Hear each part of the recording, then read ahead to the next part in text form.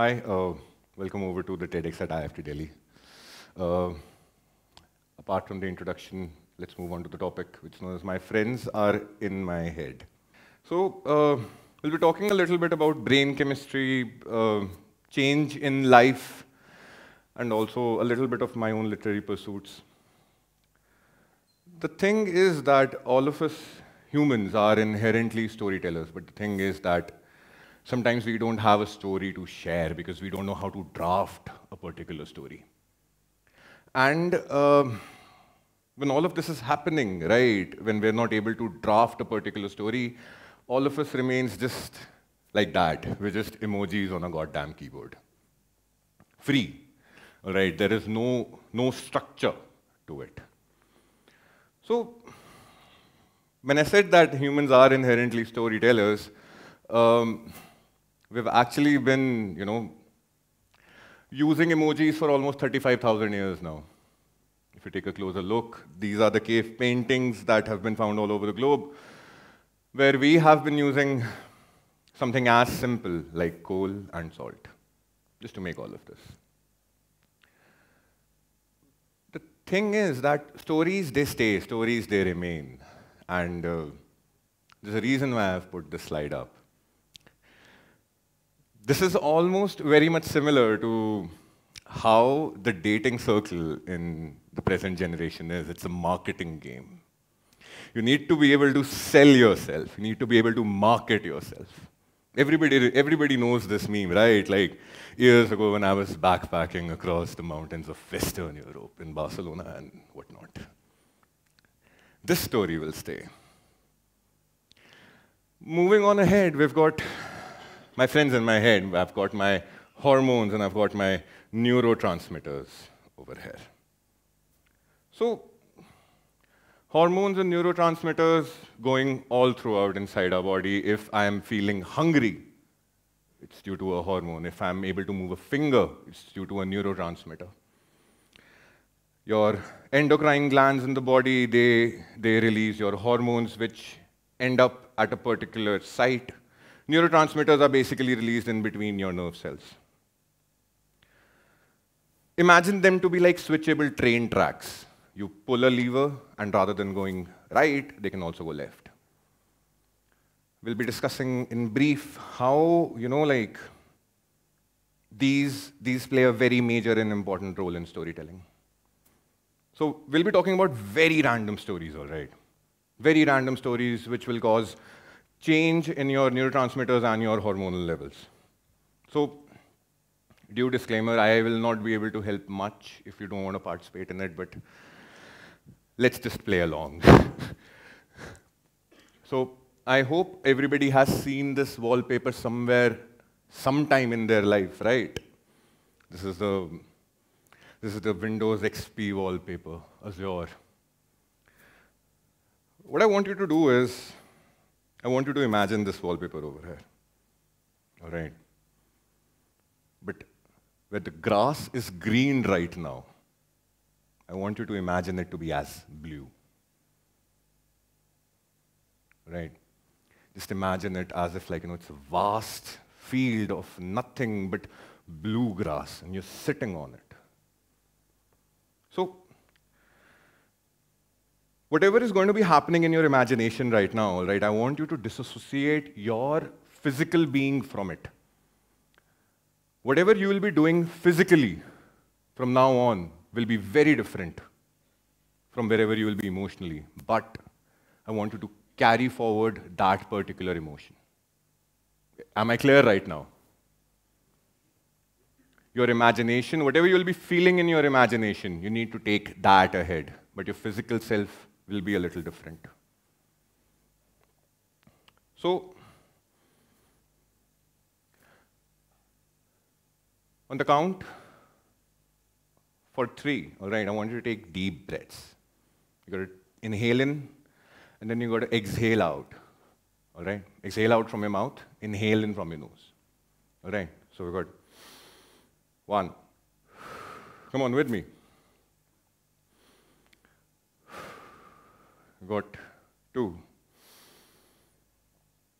Focus on your breathing, everybody. Focus on your breathing right now. All you got to do is focus on my voice and focus on your breathing.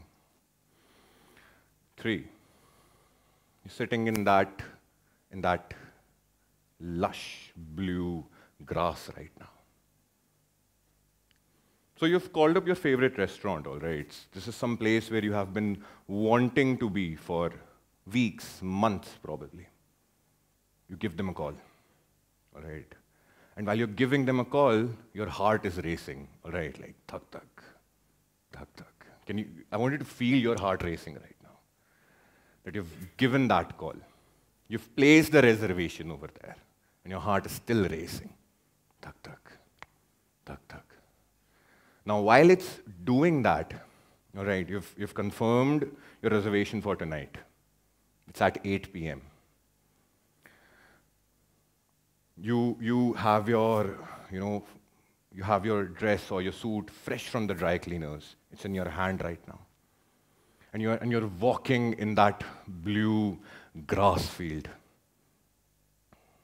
You pick up your own vehicle of choice, whether it be a plane, whether it be a taxi, whether it be a car, and you use it to reach the restaurant at 7:45 p.m. sharp. You go up to the desk over there and you tell them about your reservation, and your heart is still going, tak, tak, tak, tak. After you're done with it, all right, the manager walks up to you and the manager takes you over to the atrium and he asks you to wait. He asks you to wait over there, and while that is happening, for 5 minutes you have to wait over there. And for the first 3 minutes, your heart is racing again, thak, thak, thak, thak. While that is happening, you try to control yourself, to calm yourself down. You try to absorb all the surroundings that are over there. The feeling is not happiness, it's satisfaction. Remember, happiness is an emotion, it comes and goes. Satisfaction is a state of mind. Two very different, perspectives over here. Once you're done with this, all right, you've spent your 5 minutes in the atrium, and then you see the manager walking towards you. This is the end of the story. But all of you want some closure on it, right? I'm sorry, won't be giving it to you. The rush in your head right now is because of two things, dopamine and cortisol. All right. Dopamine is basically a very feel-good hormone. All right. It helps you regulate your sleep, your mood, your emotions. Cortisol is the stress hormone of the body. Whenever your body is going through physical, emotional, mental, all sorts of stress, cortisol is released. Increased amount of cortisol also leads up to increase in brain age, increase in neurodegenerative diseases, and all sorts of medical shenanigans left, right, and center. But the question remains: why do we have cortisol in our human body? Some other time, I guess. For the second story, I want you to hold your hands like this. All right. I want you to hold your hands like this. All right, where one hand is gripping right in between the muscles, the space in between your thumb and your first finger over here. All right, you got to grip it. Make sure it's loose. It's as if there's a presence over here. Everybody's fine with it? Everybody got it? Like this. Don't grip with this hand, all right? Let me take you back into time for a while, not by too many years. The date is 17th of September 2018. A young man had just landed into Berlin, and with all the excitement, he booked his hotel for the 17th of October 2018 rather than September of 2018. There is some festival happening in the city. There is absolutely no space in the city to live in. Now, this guy goes up to the only one person whom he knew in the city. They have a couple of beers, trying to figure out the accommodation status where this man could just stay for one single night. Didn't find anything. This is almost like 12:30 in the afternoon, and suddenly, all right, it's 9:30 p.m.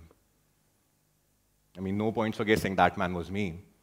I happened to reach the only one single place I knew I might find an accommodation. It was the local Gurdwara. I reached over there, I called up the first number on the board of the Gurdwara. They told me that, wait over there, there will be somebody who will help you out. But then the gate of the Gurdwara was closed. I called that number again. There was a very distinct feature about the other person on the other side. When the Germans, they answer, they say hello rather than saying hello. It was a very distinctive, Germanized hello, as if like the person was trying to fit in. So it was, hello, Herr Inderjeet Singh speaking. Here is Mr. I had told the guy about my issues, whatever situation I was in. And after the second call, he comes up to pick me, after driving for almost 35 odd minutes. This guy is short and stocky in height, has a long wavy beard, and a very, like, neatly tied turban with a white, freshly steamed kurta on. At 10 p.m., right, 10:30 p.m., this guy comes up, picks me up. And then we start talking. We start talking in a manner where I get to know that this person was discharged from the hospital a couple of days ago. In the manner where his blood sugar was over 400 milligrams per deciliter. In a manner where he was not allowed to drive at night because of the headlights coming from the opposite sides. In a manner where his eyes were almost bulging out. I could figure out in the car that his eye was actually bloodshot. I reached this place, and from that minute onwards, they became my Darji and Dadaji, grandmother and grandfather. We still sometimes talk, and when we talk, he always asks me, son, when will you come back? Because his home was not just a house for me. His home became the place where I had security, I had love, I had the affection of a younger sister. They had a granddaughter who was 6 years old. The reason why I'm telling you this is because whenever he calls me, he's always like, son, when will you come back? No idea when I'll go back. The bond that we guys created, that was due to oxytocin. That was due to the hormones that we engaged so well. I hope all of you are feeling that bond right now. So yes, that's oxytocin. It also serves a lot of other purposes. Friendship, all right, it also forms the relationship between the mother and her child, amongst all of the other functions that it serves. A lot of times, it is said that pain is pleasure, right? And for that, I would like to bring in endorphins to the system. If you look closely at the picture, you'll see the hands are in this place, right? I hope you all will remember that, in school or in college, we used to ask our friends to, hold their hands like this, and then we would prank them with bone-breaking pain. Yes, you are almost in the right direction. It's pain. Imagine that you have had that you just finished a morning run, all right? And when you finished that morning run, you get back, all right, but you have a sprain in your ankle. But you got to go to the gym again next day. Due to common sense, experience, and knowledge, you decide to not run on the treadmill, but rather go on the cross trainer. After you're done with your workout, all right, after you're done with everything, you tend to feel a sense of euphoria. That sense of euphoria is brought about by endorphins releasing dopamine making you feel good about things. But dopamine is cheap, especially in and for our generation. It's super cheap. I'm still on my phone right now. Can you believe it? So, the things that we have taken for granted, for example, human connections, human, like perseverance and patience, it has converted into mindless death scrolling on the phone, and other cheap sources of dopamine, rather than actually working on something, rather than actually putting in those miles and hours of making sure that your body retains that normal level of dopamine. That's a different story, but I mean, if we take a look at it, the lack of dopamine and the withdrawal symptoms of smoking are pretty similar. Anxiety on one hand, depression on the other. While you have cravings, then you've got the lack of motivation. You've got irritability, you'll be irritated once you quit smoking. Of course, there's the difficulty in feeling pleasure or enjoyment when you have a lack of dopamine. Insomnia, difficult focusing, and a million others.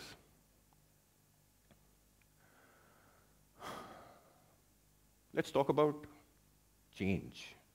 Because these emotions that we feel, they do not allow us to perceive change as how it should be. They keep us stuck to our comfort zones. They do not allow us to, get out of that comfort zone, because emotions are addictive. Your feelings are addictive. You would want to feel a certain way for as long as you can, because your body starts circulating your hormones in that particular manner. And once that starts happening, it requires a lot of stuff. So this is a simple sine wave, right? If we're talking about change over here, change does not come only when there is a particular moment which is just causing change. Change actually requires action on it. And you cannot act on any particular moment of change till the point there is no change of perspective. If you look at this image, I don't know how clear it will be, you can see an elephant, all right, with 5 other people. Here are 4, but there are 5 other people around it. So what happened once that 5 blind men forayed into the forest and found an elephant? And all of them were like, all right, let's see, all right, how it looks like and stuff. One of them went up to the trunk and said that it's like a snake. The other felt the body and said it's like a thick wall. The other one went up to the tail and said that it's like a rope. One of them felt the tusks and said that it's like a spear. One held the ears and said it's like a fan. They were all right in singularity, to be honest. But as a collective, they were not. They came up to blows on it. They started fighting over it. But then another man comes up with able vision. And then he tells all of these 5 guys that you are right in your own singular perspectives. But collectively, you need to figure things out. We saw sine wave in one particular direction, right? But in simple terms over here, there are 2 more. One is where it can either be going up or down. And one, when I just view it from up top, it's just a straight line. The thing is that there are tons and tons of inflection points or points of change over here, which need to be understood, acted, and perceived upon. Once that happens, all of this becomes easier. The thing with great leaders and successful people is that they know how to perceive things as. They know how to not take things on their face value. Because they would have failed at least 1,000,000 times, picked themselves up, and then found that one way where they would succeed. Hence, this. Doctors, to be honest, according to me, are the greatest storytellers ever. I'm a little biased towards my profession. The greatest story that a doctor writes is what they write every single day when they're asking a patient for their history. The art of history taking is something that we doctors need to do right every single time. We've got to go chronologically, making sure that we are, asking the right questions to get the answer. There's no right answer, there is just one answer. I've heard stories of pediatric oncologists who would not eat after, like finishing up their night rounds. While I was working, I have seen in the OT how the decision is taken of, how much bone is to be dissected. But there's that one story that always remains. It was 2016. I was in oral surgery. A patient standing as tall as I am. He's standing right outside the department. It's 9:30 a.m. I walk out of the department and this guy comes up to me with folded hands. And I'm like, all right, okay, another day at the job. This guy says that, so you had done an extraction last week and you had asked me to come for the removal of stitches. And I was like, all right, I'll transfer your case over to somebody. I'm going for breakfast right now. I'll take almost 45 minutes to an hour to come back. I came back almost after an hour. I had transferred the case over to an intern. But the guy still stayed. Now, this guy was my father's age. This guy was standing over there with his hands held like this. That was one of the many inflection points. Again, you see, you observe, and you act. The whole act of introspection and retrospection on such inflection points has to be full of vulnerabilities. Vulnerabilities towards your own self. There will be another Dr. Akash Sehgal in the future. There will be another Farheed in the future. Somebody who will be better than me, for sure. There has to be, right? But the one thing that I carry in my heart every single day is to make sure that, that I pass on whatever I know. My privilege, my knowledge. The privilege to pull others up with me.